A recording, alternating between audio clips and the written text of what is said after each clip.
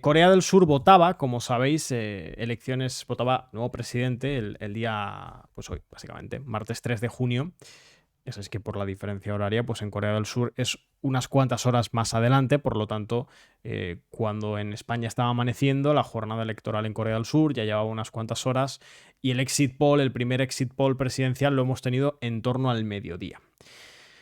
Vamos ahora con resultados, pero primero, un poquito de contexto, como siempre digo. A estas elecciones presidenciales en Corea del Sur se llevaba de una forma un poco particular, ¿no? Porque, no particular en la historia de Corea del Sur, que tiene una historia bastante turbulenta en lo que refiere a sus presidentes. Sin ir más lejos, la anterior presidenta del mismo espacio político del presidente saliente hoy, o del expresidente Yoon Suk-yeol, que era Park Geun-hye, también sufrió un impeachment. Recordad que Yoon Suk-yeol, el ya expresidente de Corea del Sur, hace unas semanas de hecho es expresidente, sufrió un impeachment legislativo que fue posteriormente confirmado por la Corte Suprema de Corea del Sur cuando, como consecuencia de aquel autogolpe de Estado que llevó a cabo en diciembre del 2024 y que, por cierto, os contamos con todo lujo de detalles aquí en Descifrando la Guerra en aquel momento, en esa larga, extensa cobertura de urgencia que tuvimos que hacer. En aquel momento, Yoon Suk-yeol, que tenía mandato hasta el 2027, se vio en una situación complicada, ¿no? Perdía apoyos, su imagen pública caía ya desde hace muchísimo tiempo, él asume como presidente en 2022, era un outsider ultraderechista que, digamos, gana la nominación del Partido del Poder Popular, que es el principal partido de la derecha anticomunista surcoreana. Y él, como outsider, tenía una línea bastante dura en materia de género, en materia económica y también en relación a la política exterior, sobre todo en lo que refiere a Corea del Norte. Entonces, este presidente, que además, por cierto, hay que entender que el sistema político surcoreano, yo sé que es muy simplista hacer esta comparación, pero se parece bastante en lo que respecta a los dos grandes partidos al sistema estadounidense. Está de un lado el Partido Demócrata, que es muy parecido, y salvando las distancias, ¿no? Pero bastante parecido a lo que es el Partido Demócrata de Estados Unidos y a su vez el Partido del Poder Popular, que es bastante parecido a lo que es el Partido Republicano, por supuesto con diferencias muy importantes de contexto regional y nacional que entraremos a indagar ahora. Bueno, pues dentro de ese sistema de partidos, Yoon Suk-yeol, que gana las elecciones en 2022 como outsider, nominado por el Partido del Poder Popular, era un outsider ultraderechista como fue Donald Trump en 2016 cuando entra dentro de las dinámicas del Partido Republicano y consigue sorpresivamente la nominación. Bueno, él pierde numerosos apoyos desde el 2022 hasta el 2024-2025 y además en las elecciones legislativas de abril del 2024 el Partido Demócrata pues básicamente no ha obtenido buenos resultados. El Partido Demócrata en las elecciones legislativas de abril de 2024 sí obtiene buenos resultados. Quien no los obtiene es el Partido del Poder Popular. De hecho, se conforma, Corea del Sur hay un sistema un poco extraño, que las elecciones presidenciales son cada 5 años y las parlamentarias, las legislativas, son cada 4. Y esto, claro, te genera un sistema en el cual los presidentes siempre tienen que afrontar algo parecido a un plebiscito en las elecciones legislativas, que en cierta medida termina siendo un plebiscito sobre un temprano plebiscito sobre su mandato, ¿no? Pero bueno, en cualquier caso, de aquellas elecciones legislativas emerge una Asamblea Nacional muy desfavorable para el presidente Yoon Suk-yeol y, en consecuencia, este presidente Yoon Suk-yeol pues no puede sacar adelante su agenda de gobierno y básicamente en un movimiento enormemente exagerado y a la postre se confirmó erróneo, lleva adelante una ley marcial con la que buscaba, en síntesis, dar un autogolpe de Estado. Aquello fracasa, como sabéis, en diciembre del 2024. El Partido del Poder Popular entra en una crisis interna muy importante. Yoon sufre un impeachment por parte de la Asamblea Nacional, donde tenía mayoría absoluta el Partido Demócrata y además otros pequeños partidos opositores también sumaban hasta llegar con un par de diputados sueldos del Partido del Poder Popular a los 200 de 300, es decir, a los 2/3 del Parlamento que eran necesarios para el impeachment. Y bueno, de esa manera hay una serie de procesos internos que no merece la pena explicar ahora, tiene que refrendarlo la Corte, se terminan convocando elecciones presidenciales anticipadas para el 3 de junio. Sorprendentemente, a pesar de que se había desplomado la derecha anticomunista en intención de voto durante las primeras semanas después del autogolpe, más o menos la derecha anticomunista del Partido del Poder Popular logra reordenarse, seleccionar a Kim Mun-soo como su candidato a la presidencia y llega a las elecciones presidenciales del día de hoy, del 3 de junio, por supuesto no como favorito en ningún caso, pero sí con algunas opciones de al menos obtener un buen resultado para lo que parecía que iba a sacar poco después del impeachment. ¿Quién era el favorito? Bueno, pues ya lo vais a ver en pantalla. El favorito, claramente, en todo momento, era esa persona que veis en grande a la izquierda, Lee Jae-myung, el líder del Partido Democrático. Lee Jae-myung, que había perdido las elecciones presidenciales en 2022 contra el propio Yoon Suk-yeol, seguía siendo el líder del Partido Demócrata y se presenta, básicamente, nuevamente a las elecciones presidenciales, además que había capitalizado el descontento contra Yoon Suk-yeol, había capitalizado el proceso del impeachment legislativo contra el propio Yoon Suk-yeol, es decir, había sido la figura de oposición de un Yoon Suk-yeol con unas imágenes, con un nivel de imagen pública muy bajo. Bueno, los resultados los tenemos aquí en pantalla. Ahora vamos a ver qué es lo que significan estos resultados y qué consecuencias pueden tener en la región. Pero en síntesis, si bien es cierto que veo que ha habido una nueva actualización, dejad que lo compruebe.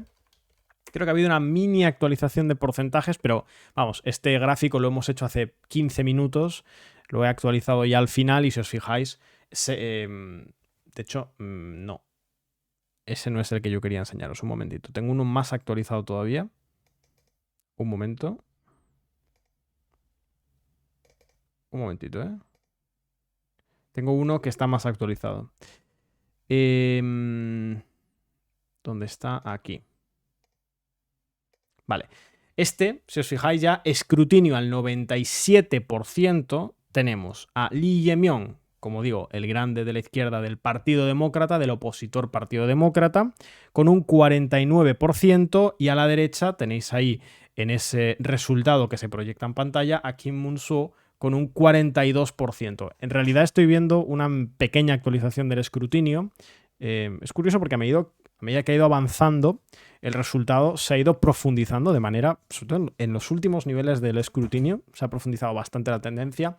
Podemos hablar de que Lee Jae-myung está cerca de terminar casi con un 50%, a ver cómo termina de avanzar el escrutinio, y Kim Mun-soo está cerca de bajar del 42%. De hecho, estoy viendo la última actualización y ya está realmente en un 41,4%, es decir, lo podemos redondear en un 41%, pero bueno, en cualquier caso, esto es ya hilar muy fino. Lo importante es que se ha cumplido a grandes rasgos lo que indicaban las encuestas. Lee Jae-myung del Partido Demócrata, la oposición, se ha impuesto con claridad en las elecciones, un poquito menos contundente de aquel primer exit poll que teníamos al mediodía, que daba unos 13 puntos de diferencia, pero en suma es una victoria contundente. Hemos puesto ya un poco ya veo por aquí mi compañero Ale, enseguida le doy paso. Hemos visto ya un poquito el contexto en el que se produjeron esas elecciones.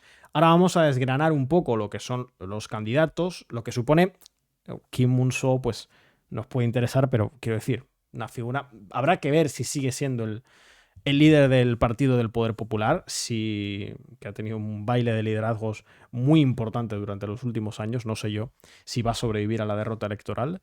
Quien, por supuesto, sí que sobrevive políticamente es Lee Jae-myung. Tanto sobrevive que va a ser el nuevo presidente de Corea del Sur, en principio con mandato hasta el 2030. Y Lee Jae-myung es importante su victoria porque constituye un giro. El país va a girar políticamente, sobre todo en clave de política exterior, en varios puntos muy importantes. En temas internos, economía, ideología, cuestiones sociales, cuestiones de conservadurismo social, en todo eso tenéis que entender que ahí es donde más se parece Corea del Sur, el sistema político surcoreano, al estadounidense. Las diferencias que podemos encontrar en cuanto a cuestiones de género, cuestiones identitarias, cuestiones económicas, es muy parecido a la diferencia que se encuentra entre el Partido Demócrata de Estados Unidos y el Partido Republicano en Estados Unidos. Hay diferencias en materia social, en materia identitaria, hay ligeras diferencias, podríamos decir, en materia económica, aunque las hay. Uno es más un partido liberal conservador y el otro es un partido socioliberal, pero donde sí hay diferencias muy importantes es en política exterior. Estamos hablando varios puntos clave de la presidencia de Yoon Suk-yeol han sido En primer lugar, un reforzamiento de los lazos con Japón, que es algo que Estados Unidos, independientemente de quién haya gobernado en Estados Unidos, siempre había deseado. Es decir, siempre habían querido que entre Corea del Sur y Japón hubieran mejores relaciones diplomáticas. Ya sabéis que entre Seúl y Tokio históricamente ha habido muchísimas tensiones por cuestiones históricas, que esto Manu lo ha explicado aquí muchas veces, todo lo que fueron los desastres del imperio japonés en varios puntos del Asia-Pacífico, y cómo eso a día de hoy, sobre todo por las posiciones revisionistas que buena parte del establishment político japonés ha llevado o ha hecho públicas a lo largo de las décadas, pues hay un malestar importante en varios países, en varias sociedades asiáticas con respecto a Japón. Es el caso de Corea del Sur, claramente además, ¿no? Entonces, durante muchísimo tiempo había sido un poco un tabú las relaciones bilaterales con Japón. Cuando gobernaban los socioliberales había una confrontación más dura, pero cuando gobernaban los conservador liberales también había una cierta confrontación. Yoon Suk-yeol rompió con eso. Dejó de lado las cuestiones históricas y priorizó reforzar la asociación estratégica con Japón en el marco de esa tríada que Estados Unidos, primero con Biden y luego con Trump, busca generar entre Washington, Seúl y Tokio. Se llevaron a hacer ejercicios militares conjuntos entre Japón, Corea del Sur y Estados Unidos. Bueno, eso muy previsiblemente se va a terminar, o como mínimo se va a limitar de manera importante, lo cual es un varapalo para Estados Unidos en la región, de eso no cabe duda. También con respecto a China, por ejemplo, Lee Jae-myung ha sido muy crítico del despliegue del sistema de misiles estadounidense, el THAAD, en Corea del Sur, que Estados Unidos lo quiere desplegar básicamente como una medida de presión contra China. Y si bien Yoon Suk-yeol y el Partido del Poder Popular en cierta medida estaban a favor de ello, Lee Jae-myung y el Partido Democrático no lo están. Es decir, se oponen de manera bastante firme porque, aunque defienden, en esto sí que hay un gran consenso nacional, la presencia de tropas estadounidenses en Corea del Sur, la alianza completamente estratégica entre Estados Unidos y Corea del Sur, hay una diferencia ahí. Mientras que los conservadores liberales del Partido del Poder Popular, los anticomunistas, extienden esa alianza, por supuesto ponen en el centro la cuestión de Corea del Norte, pero también están abiertos a que esa presencia de tropas estadounidenses en Corea del Sur pues sea utilizada por el propio Washington para hacer valer sus intereses más allá de la cuestión de Corea del Norte, como digo, con Japón, con China, con Taiwán. Y el Partido Demócrata, lo que es la corriente socioliberal, históricamente ha sido más reacia. Era más una postura de, ok, tú estás aquí, tus tropas están aquí, pero fundamentalmente es para protegernos frente a Corea del Norte, para asegurar la paz en la península. Esta es la lectura que hace el gran consenso nacional surcoreano. Pero esas élites del Partido Demócrata normalmente no han estado muy a favor de que se use el sur de Corea para que Estados Unidos haga valer sus intereses más allá de la cuestión de Corea del Norte. Y con Corea del Norte, con esto ya termino y le doy paso a Ale, es donde hay una diferencia más importante, crucial, de hecho, definitiva. Porque, y esto ya evidentemente es una cuestión de identidad nacional, ¿no? Coreana. Mientras que el sector de los conservadores anticomunistas, es decir, el Partido del Poder Popular, ven a Corea del Norte, al marxismo coreano y a Corea del Norte, que esto lo tenéis explicado, por cierto, en el seminario, que ya que estamos de promo con el seminario de los Balcanes, pues recordaros que podéis acceder a todos los seminarios anteriores que hay en la página web, y uno de ellos precisamente es sobre el conflicto coreano, y explicamos todo esto de manera mucho más profunda. Pero bueno, así por resumir rápidamente, decir que el Partido del Poder Popular, la derecha anticomunista, considera al marxismo coreano y a Corea del Norte y a su gobierno y a su Estado como un hecho maldito con el que no hay nada que negociar, y que realmente el horizonte de ese sector político con respecto al norte es que eventualmente el norte colapse y poder pues asimilar o anexionar Corea del Norte y lograr una reunificación por la vía de la fuerza. Sin embargo, bueno, y eso, por cierto, se corresponde después con sus acciones, porque cuando ha gobernado este sector político y con Yoon Suk-yeol se ha visto de la forma más cruda en muchísimo tiempo, lo que ha habido es ruptura de relaciones diplomáticas, escaladas bélicas, escaladas diplomáticas, ruptura de lazos económicos, ruptura de lazos comerciales y culturales. Es decir, todo eso, de hecho las relaciones intercoreanas, están hoy en uno de sus puntos más bajos de toda su historia, como consecuencia principalmente de los 3 años de gobierno anticomunista de Yoon Suk-yeol en el sur. Mientras que el otro bloque político, el bloque socioliberal que representa Lee Jae-myung y que representó el expresidente Moon Jae-in tiene una mirada con respecto a Corea del Norte bastante distinta. Ellos en el horizonte tienen la reunificación pacífica, con ese acuerdo que se hizo en el año 2000 entre Kim Dae-jung y Kim Jong-il, que plantea que pues, tiene que haber un único Estado coreano, pero con dos sistemas políticos y económicos. Esto, que ya hemos explicado aquí muchas veces, es incompatible con la alianza estratégica que Estados Unidos y Corea del Sur tienen y que el Partido Demócrata no quiere romper. Por lo tanto, ese horizonte que el Partido Demócrata dice tener en realidad no es realizable. Pero el hecho de que tenga ese horizonte, el hecho de que tenga esa mentalidad no necesariamente confrontativa con los norcoreanos, hace que cuando han gobernado, pues con Kim Dae-jung se vio claramente, con Roh Moo-hyun y después durante los primeros años con Moon Jae-in, las relaciones con el norte mejoran sustancialmente. Con estos gobiernos han sido con los que se han producido el establecimiento, por ejemplo, de la región industrial de Kaesong, donde había cooperación económica entre el norte y el sur, los acercamientos culturales y familiares, y por lo tanto, Lee Jae-myung, una de sus grandes prioridades es, en la medida de lo posible, restablecer los lazos con Corea del Norte que se han roto durante el gobierno de Yoon Suk-yeol. La incógnita es si es posible. La incógnita es si es posible después de porque el nivel de verdad, el nivel de ruptura que se ha producido durante estos años es difícil encontrar precedentes a punto tal que la propia Corea del Norte está cerca de cambiar su constitución para básicamente hacer una reforma que cambie la forma en la que se definía al sur y prácticamente ya imposibilite a largo plazo cualquier tipo de reunificación. En fin, estos yo diría que son las principales claves de las elecciones en Corea del Sur. Enseguida vamos con preguntas si queréis, que de hecho hay bastante... Sí, Dab, Lee Jae-myung es el que dijo que quería reunirse con Kim Jong-un y de hecho su predecesor, el expresidente Moon Jae-in, se reunió con Kim Jong-un hasta en 3 ocasiones directamente en Pyongyang, que fue un hito. Bueno, eso. Si queréis en un ratito vamos con preguntas, pero lo doy paso ya a mi compañero Ale después de esta, yo creo que quizá excesivamente larga introducción que he hecho sobre el tema, pero que creo que era necesaria para ponernos a todos en situación de lo que es de la importancia que tienen estas elecciones. Así que, Ale, un momentito que termino de preparar aquí la transición. Un momento. Adelante, Ale. Buenas. Ahora me oís bien, ¿no? Te escuchamos. Bueno.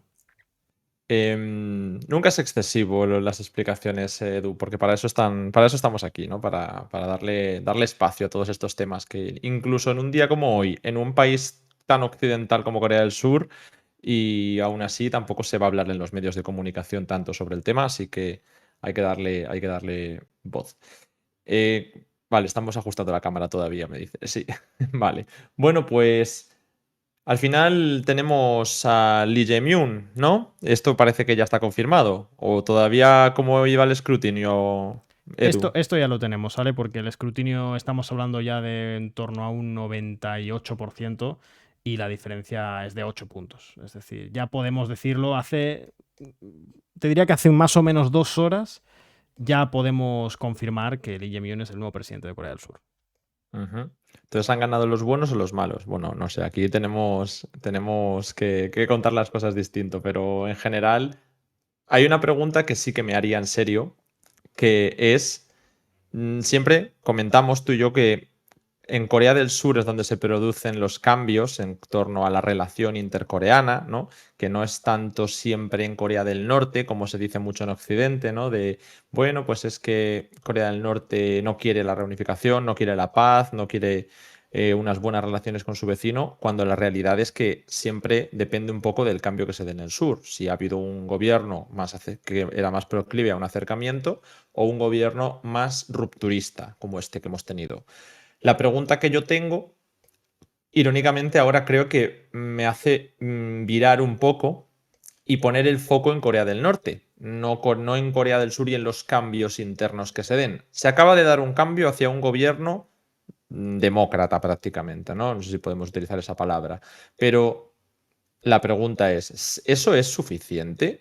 ¿A Corea del Norte le va a servir o ya es demasiado tarde? Porque hemos visto cambios internos en Corea del Norte por primera vez en mucho tiempo en una dirección rupturista. siempre que había una reacción, o sea, bueno, más bien, siempre que había una política rupturista en el sur, el norte reaccionaba, pero es que ahora lo que hemos visto es la voladura, además literal, de los símbolos de la reunificación, incluyendo las letras, ¿no? Lo que es en la ley, la constitución, ¿no? Como ya no se habla de ese ánimo de reunificación. Se han cambiado esas intenciones en el norte a raíz del rupturismo tan fuerte que ha tenido el gobierno de Yoon Suk-yeol. Por lo tanto, yo aquí ya pregunto, ¿todavía queda espacio para la política del sol? Porque igual ya no es, ya no hay tiempo para ello. Ya estamos en un estadio en el que Corea del Norte ha dado por quemados todos los puentes y por lo tanto que llegue un perfil como Lee Jae-myung no va a ser como cuando llegó Moon Jae-in, que yo me acuerdo que la llegada de Moon Jae-in fue de alguna forma celebrada como la oportunidad, la ventana para una pacificación de la península de Corea después de distintos episodios de tensión, la oportunidad para un entendimiento que no iba a cuadrar mucho, ¿no? con la política de Donald Trump de aquel momento. Entonces, esa es mi pregunta ahora mismo, Edu. ¿Es demasiado tarde para la política del sol?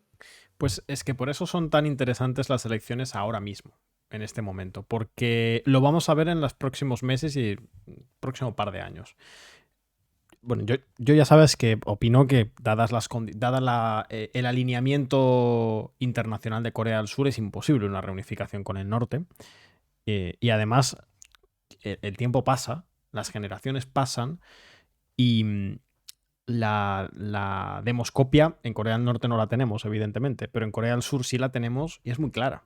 Cada generación que pasa hay menos interés por la cuestión de la reunificación. Y yo estoy bastante seguro de que en Corea del Norte, si bien quizá no con tanta intensidad, pero las nuevas generaciones no creo que les importe tanto la reunificación como les puede importar a la gente que hoy tiene 50, 60, 70, 80 años. De eso, sinceramente, lo tengo bastante claro sin haber visto datos. Me parece que es menos sangrante que lo que ha ocurrido en la demoscopia surcoreana, pero creo que en el norte tiene que haber ocurrido un proceso bastante similar. El tema es, la política del sol puede tener aplicación teniendo en cuenta que, como dices, Corea del Norte ha roto, después de este último gobierno, digamos que, por decirlo de una forma muy simple, se ha rendido, ¿no? Con respecto a lo que ha sido su línea histórica. Históricamente, la línea de Corea del Norte, cuando en Corea del Sur gobernaban los anticomunistas y llevaban a cabo esa... Porque es cierto que realmente Corea del Norte siempre tiene la misma línea. Durante décadas ha tenido la misma línea con respecto a Corea del Sur. Quien ha cambiado su enfoque con respecto a Corea del Norte ha sido Corea del Sur, realmente, con el cambio de sus gobiernos. Cuando gobernaban los anticomunistas, Corea del Norte lo que normalmente decía era: en realidad son títeres de Estados Unidos y la culpa es de Estados Unidos. Y los surcoreanos no tienen mucho que ver porque no pintan en las decisiones y el pueblo surcoreano tampoco tiene la culpa. Esa era la lectura que se hacía hasta ahora desde Corea del Norte. ¿Qué pasa? Que esto ha cambiado. Hay un giro entre el 2023 y 2024 muy importante en Corea del Norte, a todos los niveles, a nivel político, a nivel mediático, a nivel simbólico. Como dices, se destrozan directamente, se derrumban los monumentos a la reunificación, se han derrumbado todas las carreteras, evidentemente, como es lógico, debido al carácter traumático y repentino de lo que fue la partición de Corea. Había una serie de carreteras, literalmente carreteras, que técnicamente cruzaban las dos Coreas, varias, lógicamente. Bueno, pues la parte norcoreana de esas carreteras ha sido destrozada, es decir, ya no existen. Ya no hay carreteras con las que tú podrías cruzar con un coche del norte a sur en el caso de que se abriesen las fronteras, la frontera intercoreana, ¿no? Pero además hay un cambio. Se espera un cambio en la constitución norcoreana a este respecto y además hay un cambio en la forma en la que el Estado norcoreano habla de los surcoreanos. Ya no son títeres, ya no son marionetas de Estados Unidos que no tienen voluntad, que no tienen agencia y que son unos mandados. No. Es decir, la postura norcoreana es los surcoreanos son culpables. Ya no son nuestros hermanos que están dominados por Estados Unidos y pobrecitos los tenemos que liberar. La lectura pública Ahora son tan culpables como Estados Unidos y no tenemos nada que hablar con ellos. ¿Qué pasa, Ale? Que en las relaciones intercoreanas siempre ha habido mucho de propaganda y siempre ha habido mucho de exageraciones. Entonces, ahora es donde vamos a ver durante los próximos años, porque Lee Jae-myung va a intentar acercamientos, ahora es donde vamos a ver si efectivamente esos cambios en Corea del Norte eran simbólicos y eran una forma de presionar, o si eran un cambio importante. En el caso de que efectivamente ya no haya ninguna posibilidad de que se produzca algo parecido a una reunificación y a un cambio estructural de las relaciones intercoreanas, ¿tiene sentido la política del Sol? Yo creo que sí, tiene sentido, pero con un horizonte radicalmente distinto, que es el único horizonte que me parece realizable entre las dos Coreas, que es básicamente que eventualmente en algún momento de su historia se sienten, negocien un reconocimiento mutuo y pongan fin de facto a una guerra civil que, si bien fue pausada en el año 53, pues lleva ya prácticamente 80 años activa. Esa es la única salida y ahí yo sí que creo que la política del Sol encaja. ¿La política del Sol como horizonte reunificacionista tiene sentido? Ahora mismo no. No tiene ninguna aplicación, pero por eso te digo es tan interesante. Vamos a ver qué es lo que pasa en los próximos meses cuando Lee Jae-myung llame a Kim Jong-un, intente reunirse con él, a ver cuál es la respuesta norcoreana, a ver si efectivamente ha cambiado de verdad la postura o simplemente era una medida de presión. Justamente este es el punto por el que me parece que la pregunta, por primera vez en bastante tiempo, se traslada un poco a Corea del Norte. Porque tradicionalmente, como decía, es el sur el que marcaba los compases, tanto a favor como en contra de, no sé, de la paz o de la estabilidad en las relaciones, de la normalización de las relaciones y bueno, de cierta tranquilidad intercoreana. Pero como digo ahora, obviamente el tema de la reunificación, estoy completamente de acuerdo. Eso es una cosa que no computa. De hecho, como pasa en muchos países después de las particiones, se van creando ciertas divisiones, salvo casos muy concretos, a nivel identitario, quiero decir, ¿no? Pero salvo casos muy concretos, que luego cuando se da la reunificación siguen quedando grietas o se nota, ¿no? Las diferentes identidades. En muchos países puedes trazar internamente cómo ha sido su desarrollo histórico-territorial en base a las conformaciones ideológicas demográficas. Eso se puede ver fácilmente en Alemania, en Polonia, en muchos países europeos que han movido sus fronteras. Y es una cosa que en este caso, por referirnos a Corea, también se ve en Taiwán, ¿no? Con esto de cuanto más se tarde, más cala una nueva identidad nacional basada no en la etnia, sino en cuestiones organizativas, administrativas e incluso ideológicas, como en este caso. Así que el tema de la reunificación, por supuesto, está donde está. Pero salvo absorción, como se produce en algunos, no me atrevería a decir en el caso alemán, pero bueno, como se produce en algunos casos, no es ahora mismo una cosa que esté sobre la mesa. Sí que es verdad que a principios de los 2000 los movimientos partidarios de la estabilidad entre los dos países todavía contemplaban escenarios como tal, pero sobre todo se dedicaban a cuestiones que yo puedo considerar más confederales. Pero bueno, oye, es una cosa importante en procesos de integración. Sin embargo, a día de hoy, yo a lo que me refería era a lo segundo que ha hablado Edu, que creo que es la incógnita que todo el mundo va a tener, ya que al final va a ser un gobierno liberal, igual un gobierno menos liberal o menos paleoliberal, si lo queremos llamar de alguna manera, que el de Yoon Suk-yeol, ¿no? Que eso era un poco más extremo en ese sentido, pero un gobierno liberal demócrata va a mantener una senda que a nivel interno y a nivel externo no va a chirriarnos tanto como en otros países cuando hay un cambio de signo político tan brusco, ¿no? Después de una política tan polarizada, tan enconada y bueno, es que no es solamente el golpe del año pasado, sino todas las consecuencias posteriores que han sido absolutamente circenses, ¿no? Tanto el proceso de impeachment como el proceso de ratificación, todos los cargos que han pasado por el puesto de presidente y toda la sucesión interna que se ha producido en el Partido del Poder Popular. Entonces creo que el cambio más significativo va a ser con respecto a Corea del Norte. Y aún así, pues como dice Edu, tenemos dudas de cómo va a ser la reacción en Pyongyang ante una posible reunión, que yo eso no lo descarto, pero a mí, fíjate lo que te digo, Edu, me parece que la política del Sol llega tan tarde ya que una reunión entre Lee Jae-myung y Kim Jong-un ya sería un éxito increíble de la política del Sol. Y sería una imagen que nos haría abrir titulares con el giro que se ha dado en Corea del Sur. Pero porque eso es de lo máximo a lo que se puede aspirar ahora mismo. Hombre, Pero creo que hay también más es que cosas. hay un enfoque que tiene en el norte Ale, que yo creo que además es que tiene todo el sentido del mundo, que el propio norte lo que le responde y lo que le va a responder al propio presidente Lee Jae-myung es, incluso si le cree todas las buenas intenciones, ¿qué garantía tengo yo de que en 5 años no vuelve un Yoon Suk-yeol? Sí, es que es literalmente lo que está pasando con Irán.